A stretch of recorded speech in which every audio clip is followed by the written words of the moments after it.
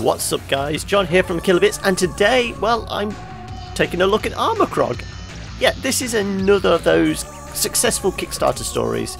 It was on Kickstarter a while back now, but it was, as I say, a successful one.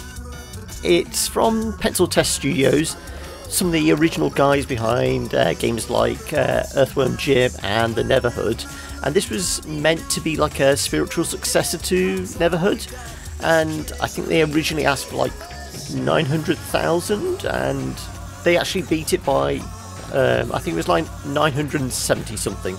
They got yanked. And basically the novelty of this, it is another point and click adventure game. As I said, I seem to be doing a lot of those recently. There seems to be a revival, but this is a bit more unique because it's all kind of claymation, and it's all kind of very, very physical. I've been talking over this, but this is just the setup of, you know, we play as Tommynaut, one of 3 explorers, with his pet talking dog, Beak-Beak, and I'm going to shut up for this bit.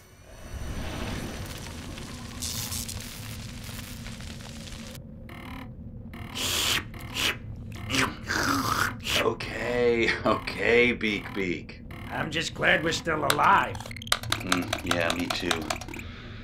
Now, let's get a look at the hull. Yeah, this does not look good. I don't think our part insurance is gonna cover this. Our deductible is nuts too. Beak-Beak, look at that. What do you make of this guy? Ooh, an omelet.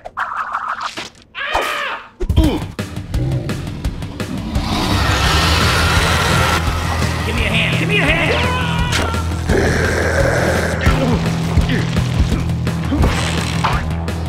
Beaky!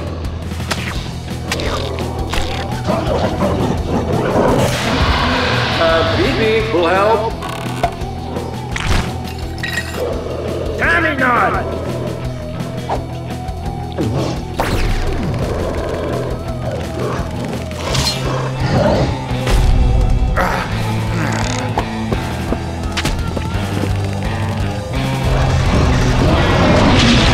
Nice work, little wing buddy. Hey, that's what I'm here for. Looks good enough for me. Let's go in. Yeah, hold on. We don't know what's inside. There could be Carpathian brain suckers or even...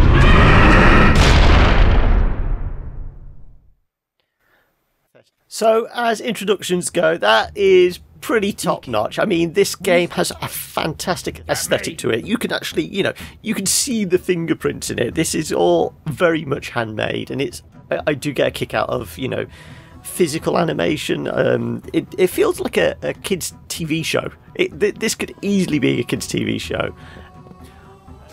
But I'm going to blast through it as quickly as possible, show you some of the first puzzles. I will say up front, I played through the first section of this, and like any good, well, I don't know about good, but any point-and-click adventure game, I've hit a brick wall. Yeah, the puzzles are reasonably straightforward, but I don't know whether I've hit a bug or there's just an obvious clue I'm missing. So, I mean, you've got clues like this, you know, you turn the lights off and you can see hidden things. You can actually switch between Tommynaut and Beak-Beak, and Beak-Beak, as you can imagine, goes through smaller spaces. So here we are in one of the tunnels, and obviously being a dog, completely colourblind, well, we've got kind of this negative vision. And I missed this first time. There's this, like, swirling pattern, and it's something you can actually pick up. Well, Beak-Beak swallows it. That is one difference for this being a point-and-click adventure game.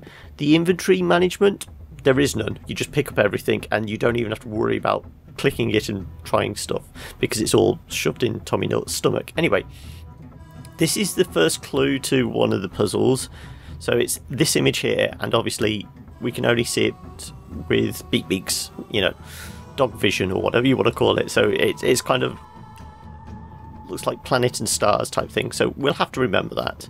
And I will say this puzzle actually changes every time you play it, so you'll play it and you won't get that as kind of the first clue. It's basically a combination lock, and the combination changes every time. So here we go. Beak-Beak's coughing up whatever it was. And there we go. It's a handle. So, time to move this guy.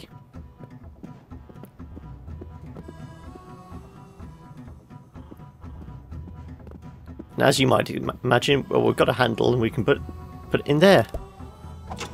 And which opens that door. Now you might think, oh right, okay, the logical thing is to get out of here. But as I say, I'm going to blast through it and actually show you how to solve this first puzzle. You actually get clues from this guy. This is kind of... Ah, I knew you'd come. You have travelled far, yet your true journey begins through the exit unseen. Know this. To open one door, you must block another. So, obviously, well, in that case, we'll open this door and we'll block it up. And there we go. We've opened a new area. Some of you might have seen all this because there was a beta a while ago, and this opening section was obviously part of the beta. Now, as I said... Ooh, smells like bacon in here. Bacon. There's cute little animations like this. Greetings, friend. I am Abraham Lincoln.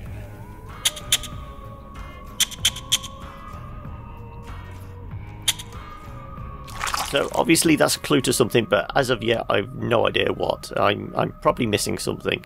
But as I say, this is part of the combination lock, and as I said, we're looking for something that looks like a planet. So nothing there. No. Oh, there it is. Okay, so we want to move that across down. So that's our first one. So we need to find 2 more clues. But moving on. Yeah, so if we just go down, this guy down here will give us another clue.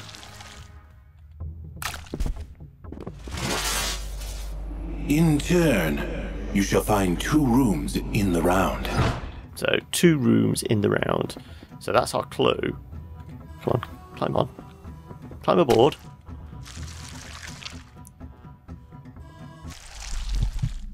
So it's not just this one room here. We can actually go further up. And we've got another room.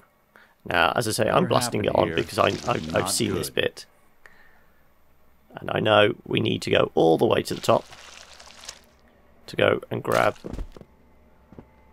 something else. And as I say, you literally just click on stuff. He picks it up, shoves it in his inventory. You don't have to worry about it. There is none of that whole, okay, well, try this with this and try this with this. No, there's a very limited inventory. You don't see it. It's somewhere in his chest or his stomach.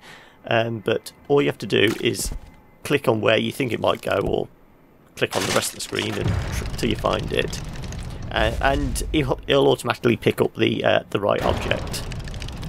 Now, as I say, the aesthetic on this is great, and some of the clues are obvious, but then some of it is very, very obtuse. It's not straightforward in some ways. I mean, stuff like this. There's obvious, oh look, there's an entry that's too small, so it's going to have to be Beak-Beak that goes in there. So all that kind of thing is very, very obvious. And here we go. Go exploring again. Come on. And as you might imagine, it is a point-and-click adventure, so everything is mouse-driven. And there we go. There's our next clue. So it looks like a 9 and a 0. Actually, I think that's part of the face. So we'll go back, and we know what the next clue is. Come on, go down. Yeah, there's a lot of clicking, trying to, go to that place. No, really, go to that place. So, as I say, it looks great, it kind of feels great. There's some nice voice acting in it. They've actually got some name talent and that, if I can remember rightly, from the Kickstarter page. I can't say who the name talent is because I can't remember, but it is all nicely scripted, nice look and things like that. But as I said, I've hit a brick wall, and the limited clues the kind of the statue guy gives you, I mean, the clues aren't great for helping to solve the puzzles. I mean, I've played a fair few point-and-click adventure games, and I know that there's obvious clues and there's clues that are a bit more obtuse, as I say. But once you've solved the puzzle, you go, ah, yes, that's what it meant. This, I've been given the clues and know what's going on, but the clues don't make any sense. What was that?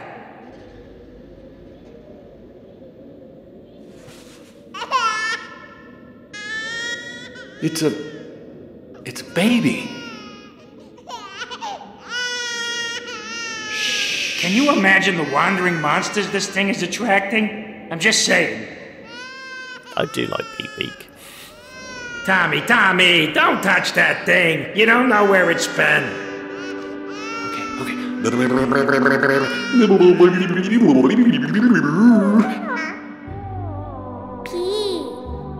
P? Okay. There you go. Tommynaut has you now. I'll take care of you until we can figure out how to get you back to where you belong. So there we go. Yeah, like any good adoptive father, you'll just shove him in your chest cavity for no. Okay. Anyway, moving on. Yeah, something else. Yeah, there you go, kid. Play with that. So this is weird in a good way. There are weird games out there. Oh look, baby crying scares off the tentacle monster.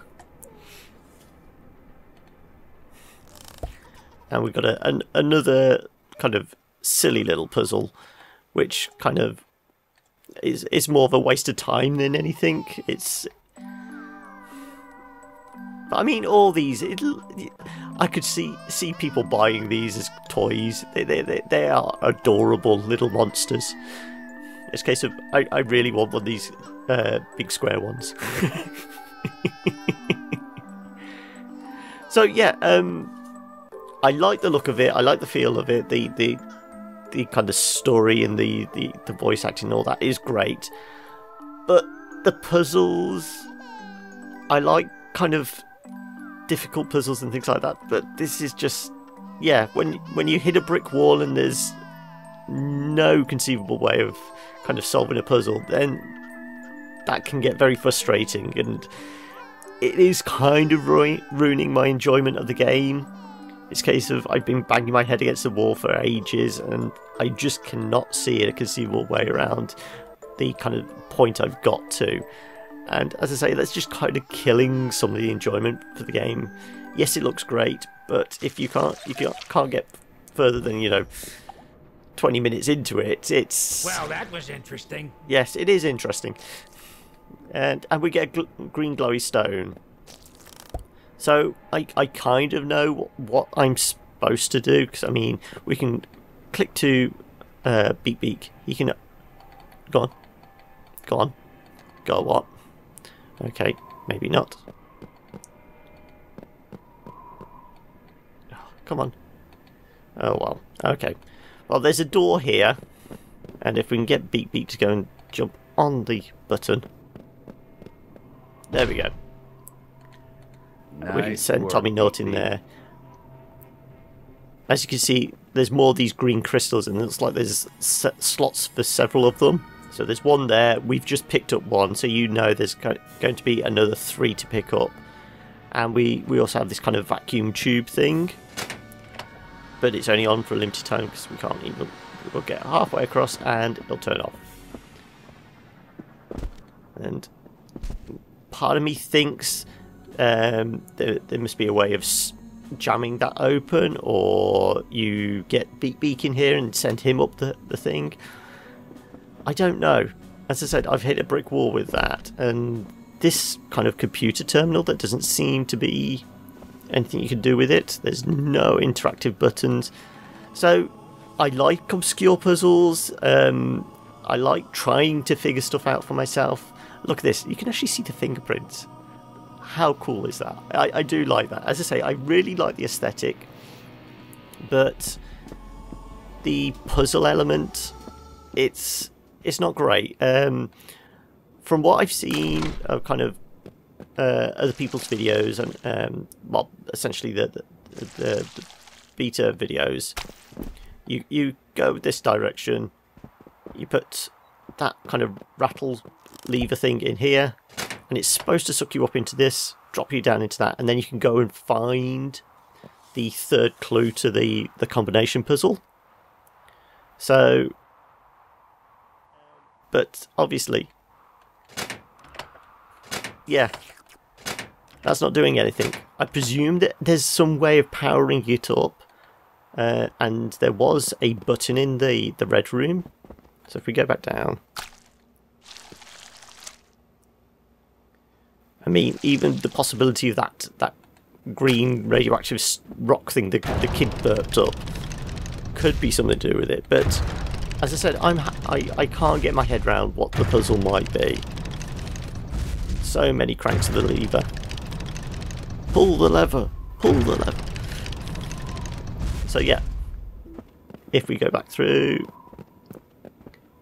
see, there's a big red button there. I can't click on it. Beak-Beak can't click on it. No. You think because it's like nose level for Beak-Beak? Can you go? No. No, nothing. Tommynaut, go on. No, Tommy doesn't want to press it either.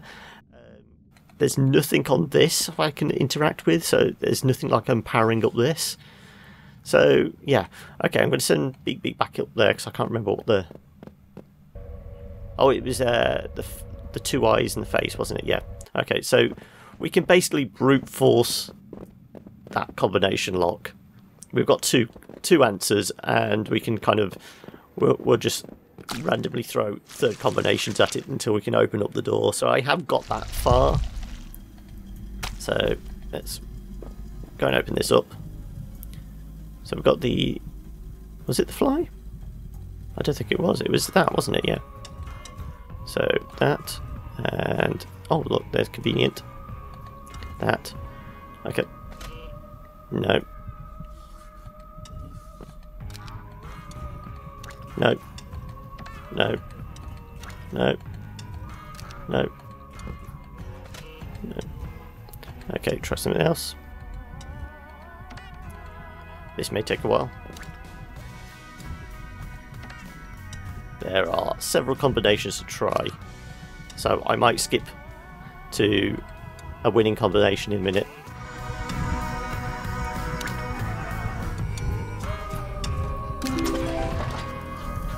So there you go. I brute forced it. I knew the first two answers, so I could get the third one.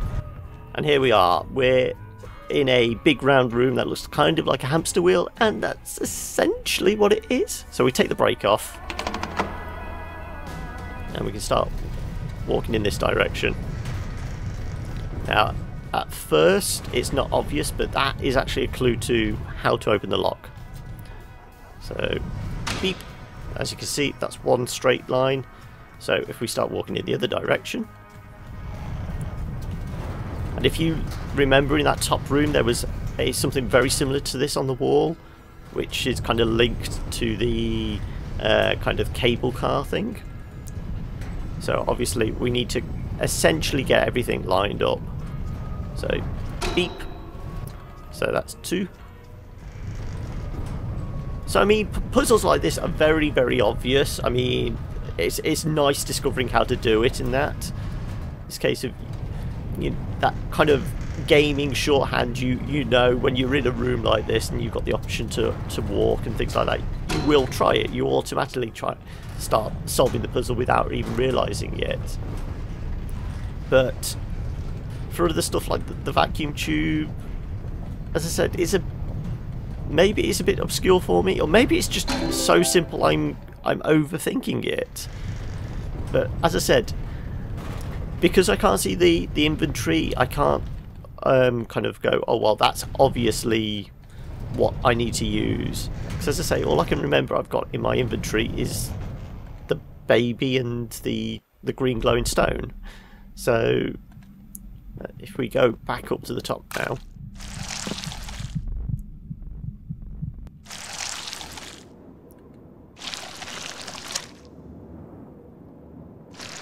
as you can see. So yes, this track will allow us exit essentially, but it's only if we can get these vacuum tubes to work. And as I say, still nothing. So I've got to be missing something somewhere, or something has bugged. There was one other thing, but I think that's basically affecting this green room. So obviously we're on the red room here. No, okay. Well, Beak-Beak, you can go jump on the button.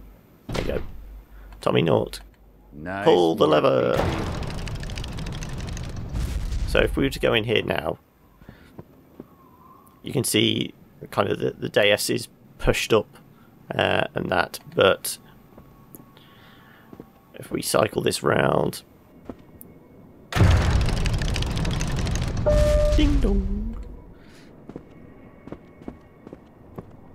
that actually brings that down. But obviously we still can't get into it because it's got this big bell jar thing on it.